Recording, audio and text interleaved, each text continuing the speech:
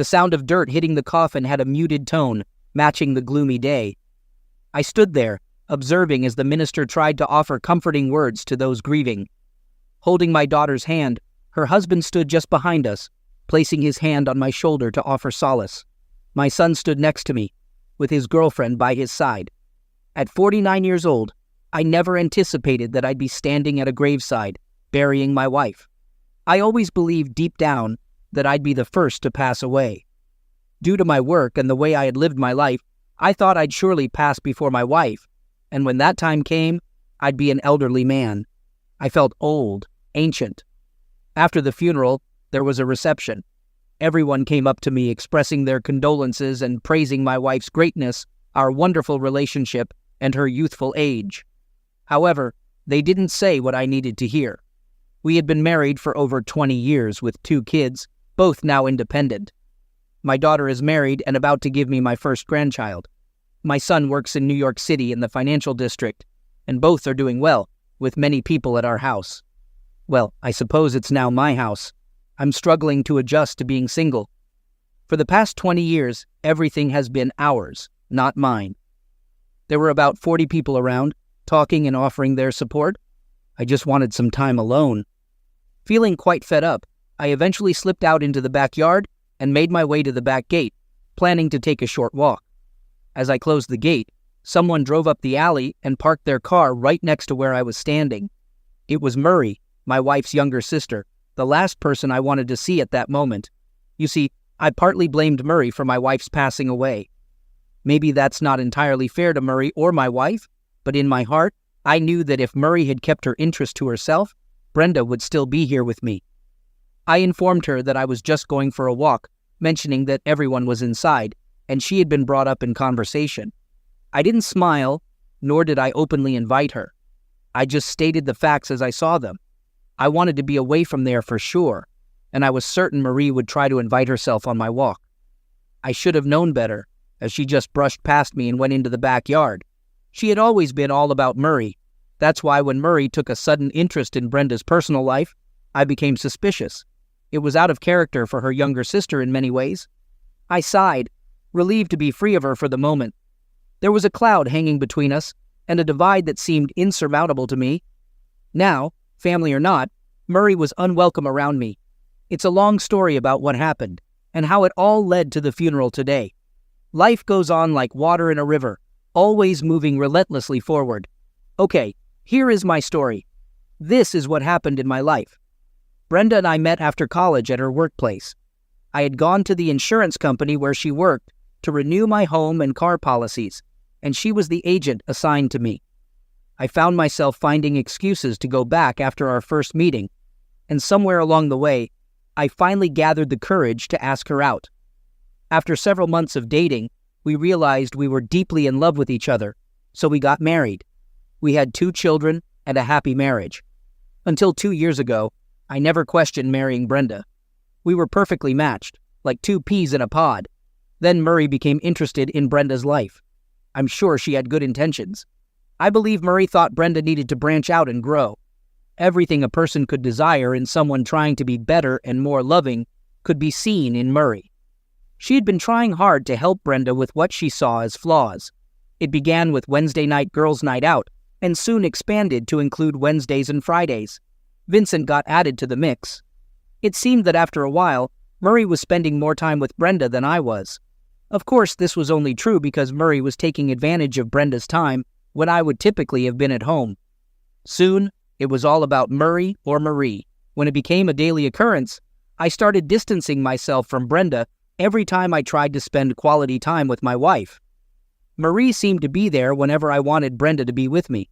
Marie appeared more important every time I wanted to take Brenda out for dinner, often coinciding with one of the girls' nights. What had once been a communicative and open relationship became closed off and non-communicative. I couldn't express my feelings without upsetting Brenda and being accused of being hard and unfair to her younger sister. If all I was going to do was upset my wife by trying to be with her, why bother? A few months after the growing girls' night out trend began, I could see that my marriage was in serious trouble, yet I couldn't discuss it with my wife without her becoming defensive and angry. So I did the worst thing possible. I gave up. I spent my time doing what I wanted, and Brenda started doing her own thing. On our rare nights at home together, we felt like strangers living in the same house. Then one night, or rather it started the night before, everything fell apart. I was at home, working in the garage on a project. It was a Friday night, and Brenda and Murray had gone out for their regular Friday outing. They left the house around 6:30, and I found myself making my own supper, something I had been doing more often. Eating in the garage seemed simpler, so I prepared dinner and took it out there. Listening to my boombox as I worked and ate was soothing. I worked until 11 and then went inside. I half expected Brenda to be in bed already, but I was surprised to find she hadn't even come home yet. I noticed the phone's light flashing, indicating a new message. The message conveyed that my wife was staying at Murray's for the night because they had been out for a while, and it was too late for her to drive home safely. She mentioned she would see me in the morning and questioned the point of bothering. I couldn't help but think to myself that I rarely saw her anymore anyway, and suggested that she move in with her sister and find happiness there. I had to admit, I was upset and jealous. Murray's growing influence on my wife had led to my losing her, and I couldn't figure out how to win her back. I missed being with Brenda, our conversations, laughter, and the closeness we once shared. After listening to the message and deleting it, I overheard men's voices in the background. It seemed like a party was happening at Murray's house, with my wife there. I called Brenda's cell phone, but a man answered and mentioned she was occupied. He hung up when I told him I was her husband. I tried calling a few more times, growing increasingly frustrated. Eventually, I had enough and decided to drive over to Murray's. However, no one was home at her place. I then realized that I had dialed Brenda's cell phone, and I didn't know where she was or who she was with. I returned home, feeling angrier and more anxious than ever. I poured myself a drink and contemplated the situation. At some point, I assumed Brenda was making these choices on her own, and the police likely wouldn't intervene for another 24 hours. I even entertained the thought that Brenda had invited those men herself. My mind was playing tricks on me, and drinks only added to the confusion. The next morning, I woke up with a pounding headache and dry mouth. I took a shower, got dressed, and grabbed a bottle of aspirin. After taking a few, I decided to take a few more to relieve my headache. In the mirror, I saw a man with a distressed, lost expression. After having a light breakfast, I waited around for either a phone call or Brenda's return. Around 2 o'clock, Brenda arrived, looking refreshed and wearing one of my favorite dresses, which she had only worn for special occasions. I asked her about her absence and the man who answered her cell phone. She sat down but missed the chair and ended up on the floor crying. I left for the garage, played loud music, and vented my frustration for hours. It became clear to me that Murray had caused the problems in my marriage. Before her involvement, Brenda and I were happy, but her influence had driven us apart. I feared that Brenda was seeking happiness or closeness with another man or men. In the hours I spent in my shop, I came to the realization that I had probably lost Brenda for good. We were headed for a divorce. Going into the house, I found myself alone. Brenda had left, presumably for Murray's support. I went to our bedroom and was shocked to see Brenda's dresser drawers empty. I turned to online banking to protect my financial interests. I went online to figure out how to safeguard my assets, ensuring I wouldn't suffer financially after years of building a substantial savings and bank account. Afterward, I reached out to a friend who had experienced a divorce, and we made plans to discuss Brenda and me. I informed our kids about our strained relationship and Brenda's possible departure. 1 week passed with me immersing myself in work to distract from my crumbling home life. By Saturday night, I was convinced Brenda had given up on us long before the previous week and was with someone else. I finally called Marie's house that night. She was surprised to hear that Brenda wasn't with me, as I had thought she was still upset with me and staying close to home. Marie asked if I had seen Brenda at all, expressing her concern about the situation. I replied that I believed Brenda had left us, attributing it to the fact that she had been going out with Marie every Wednesday, Friday, and sometimes on other nights. I believed this had contributed to the breakdown of our relationship. I added that I thought Brenda might be with the guy who had answered her phone last Friday night. Marie acknowledged that she knew about that night, She recounted how Brenda had returned home on Saturday afternoon, looking as though she had made an effort, and had mentioned a strange guy answering her phone. Brenda had broken down in tears, and later, when Marie came in from the garage, Brenda had packed her things and left. I concluded by blaming Marie for her part in the situation, saying that her actions had cost me my wife and warning her never to come around me again. I just wanted to shut everything out. Her, Brenda, that other man, and life in general. Furious doesn't begin to describe my feelings or thoughts. Just hearing Murray on the phone was enough to set me off. I was angry all over again, angry and lost. My wife was off somewhere, and I had no way of fixing things. After shouting into the phone, I slammed it down so hard I broke the handset. Now, on top of everything else, I had to buy a new phone. It was a while before I decided to go to bed. As I got up, I noted that I'd been sitting right where Brenda had collapsed not so long ago. By morning, I figured I had lost out on sleep and would have been better off just staying up all night drinking. A dreary Sunday morning greeted me, and I wasn't in any mood to deal with anyone. Around noon, I heard a car pull up in our driveway. Looking out the window, I saw my son climbing out. My son questioned me about what had been happening, mentioning that his mother had come to his place a week ago, upset and crying. She wouldn't discuss anything other than the fact that I was going to leave her. I replied that I had informed him about our problems and clarified that Brenda had left me, packing her things and leaving. This was the first I had known of her whereabouts.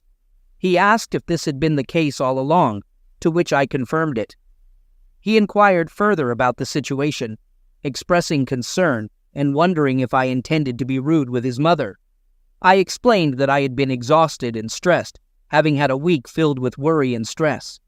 My son had to make a long drive on a Sunday just to seek answers and understand why his mother had sought refuge at his place and wouldn't let him contact me. He mentioned that his mother had gone out with Aunt Murray the previous week and explained what he knew, including the missed phone call and my apparent anger. He asked why I had reacted that way. I provided additional details, explaining that after Brenda's message, I had called her cell phone and heard strange voices in the background. I recounted the conversation I had with the unknown man who answered and how he hung up on me after being informed that I was her husband. My son concluded that his mother had sugarcoated that part and asked if she had cheated on me.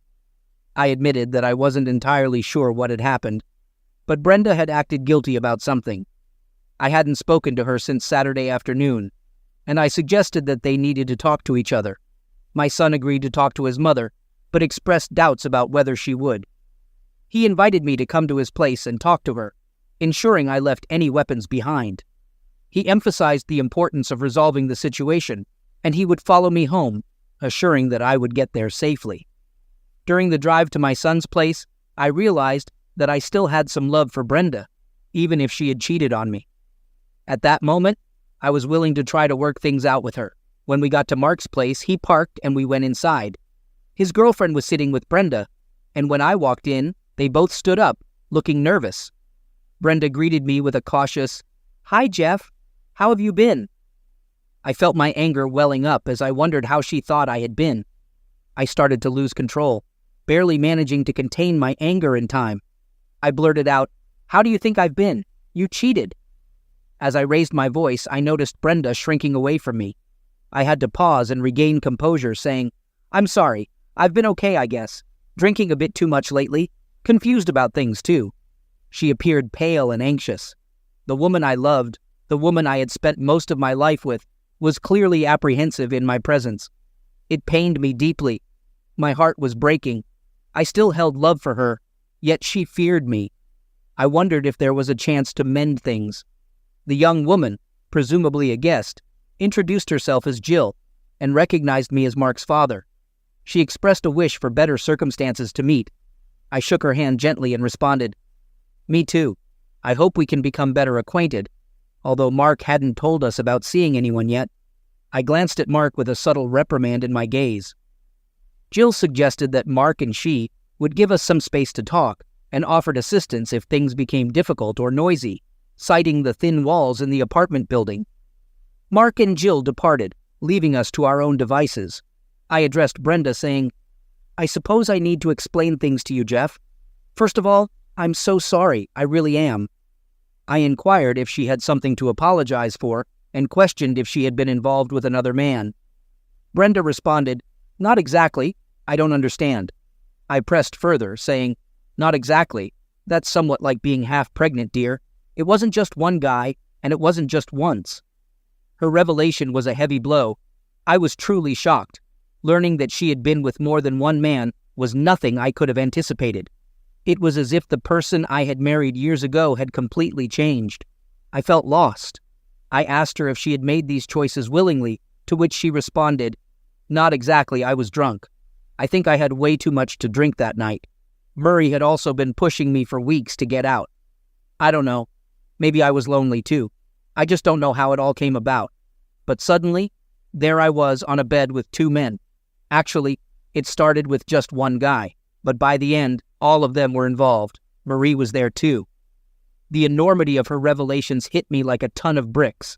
I had expected to hear about her infidelity, but I hadn't anticipated multiple partners, nor had I imagined her and Marie being involved.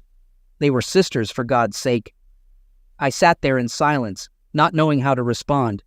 In just a few minutes, our conversation had ventured into her being with other men, and she didn't seem to be hiding anything from me. She must have sensed my inner turmoil. She offered, "I will tell you whatever you want to know, Jeff, if I can. Part of all that went on. I'm not sure how it came to be.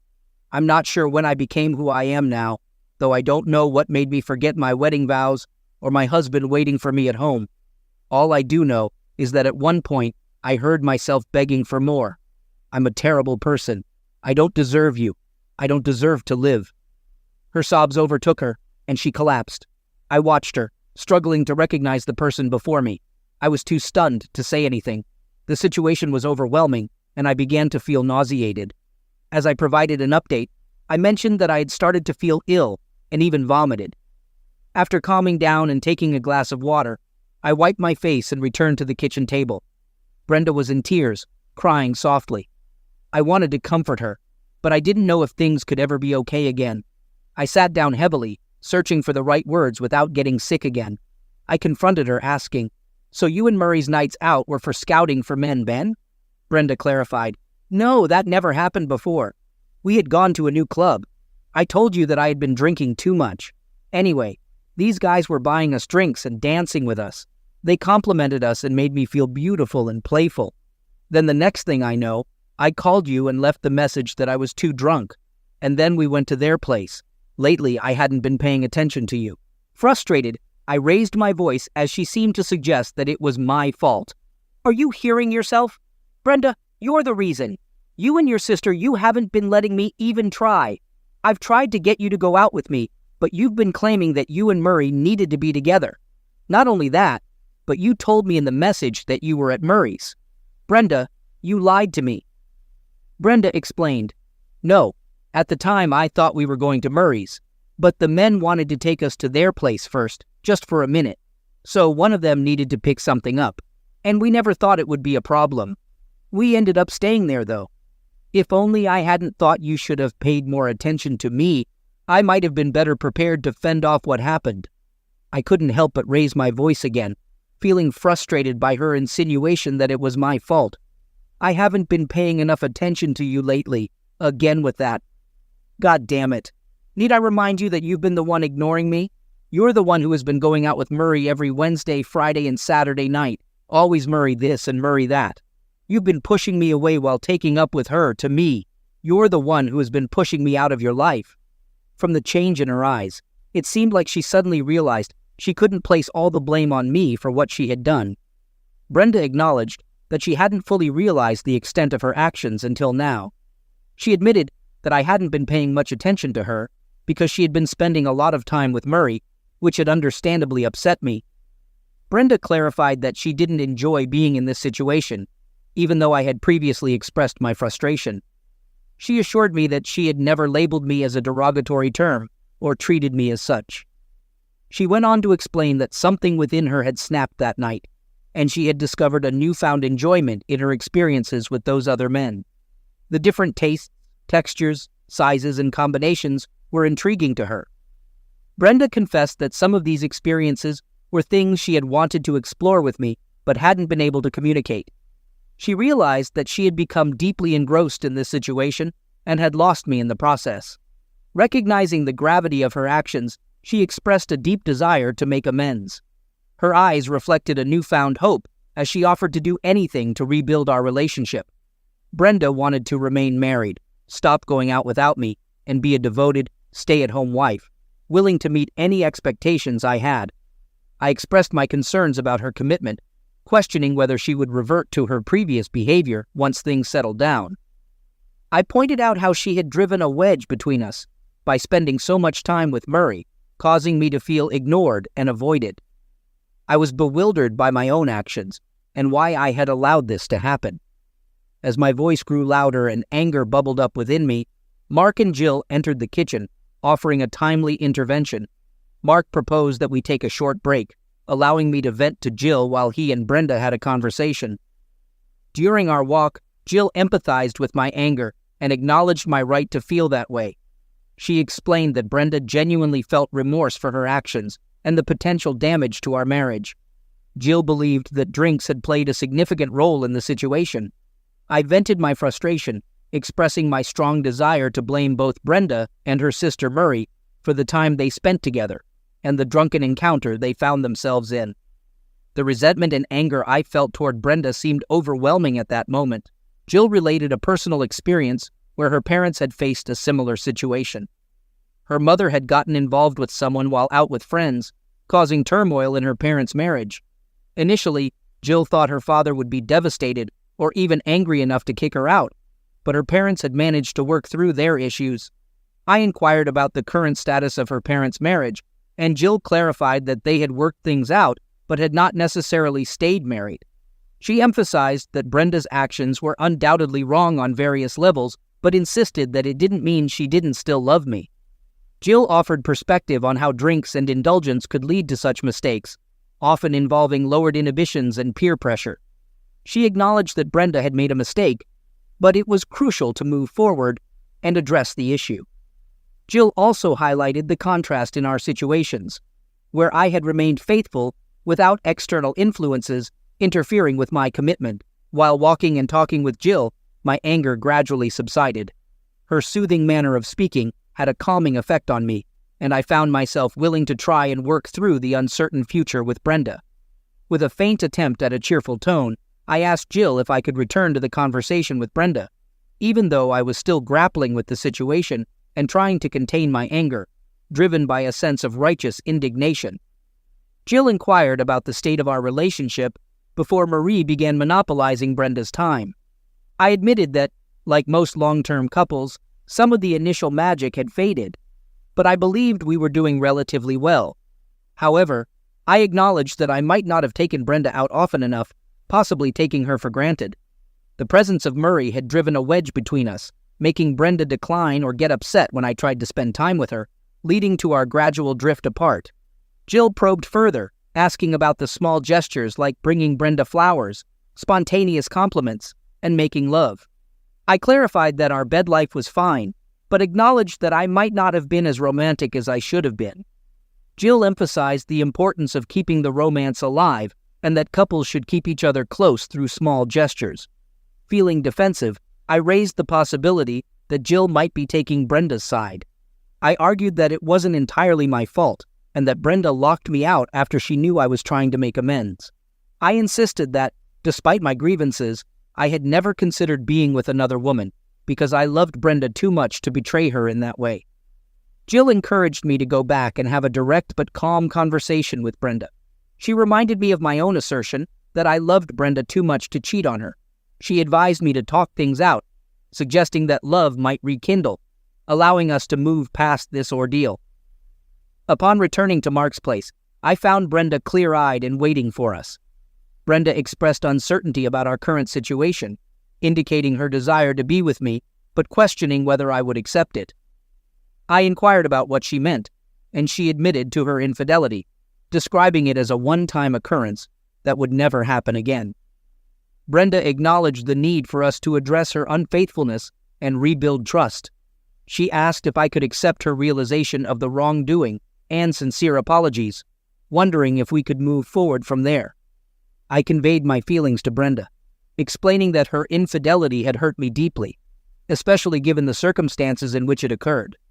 I mentioned that it was challenging for me to accept what had happened, particularly the involvement of multiple individuals, including her sister. I also shared my frustration with Brenda about my efforts to repair our relationship and how she had initially resisted giving me a chance. I admitted my own shortcomings, recognizing that I might not have put enough effort into our relationship. Brenda acknowledged her significant mistake and expressed remorse, acknowledging that she couldn't change the past and that all she could do was hope for my forgiveness and trust in the future. She understood that the roles reversed would be equally challenging for her. Brenda further explained that her actions that night were influenced by drinks and the allure of a deep, dark fantasy, which she regretted deeply.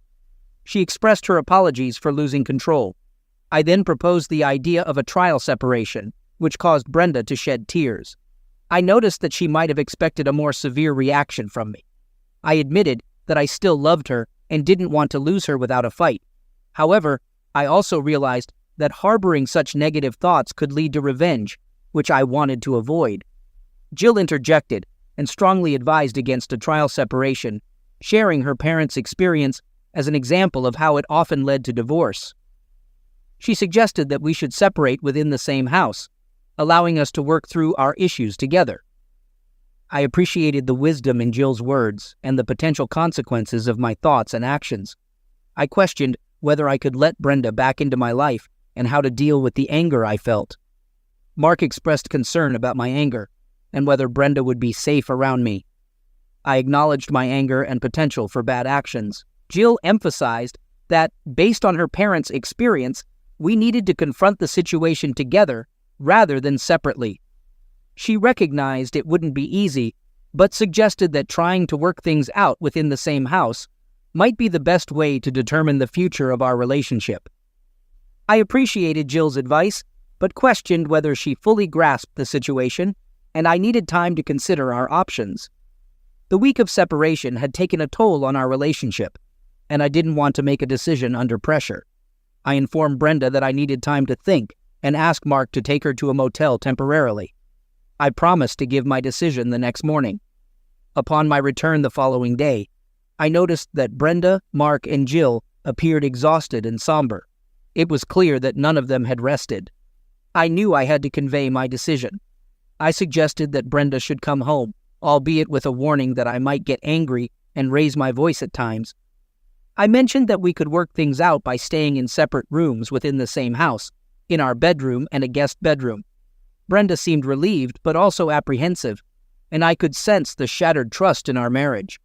Brenda raised the idea of counseling, to which I responded that we could consider it, but we already had counselors in Mark and Jill. She clarified that she meant professional counseling, and I agreed that we should seek individual and couples counseling starting the next day. As Brenda prepared to leave with me, she inquired about my car's location. Mark volunteered to get it from the local parking garage. To our surprise, Mark revealed that he had proposed to Jill, and she accepted. We welcomed Jill into the family and wished them happiness. We left for home together, the journey filled with silence and tension, and the subsequent week was marked by anxiety. We started counseling the following week. After 8 months of counseling, we decided to move forward on our own, having worked through the pain and nightmares of the past. One day, Brenda returned from the doctor with distressing news. She was seriously ill, with cancer that had spread to various parts of her body. I tried to reassure her, but couldn't shake her sense of dread. We now faced a new challenge, dealing with Brenda's illness. Despite our efforts to remain positive, Brenda's health declined. When she passed away, she was surrounded by her children and me. I acknowledged my lingering resentment towards Marie and the time we lost in the aftermath of Brenda's mistake. Our preoccupation with that situation might have delayed the discovery of her cancer.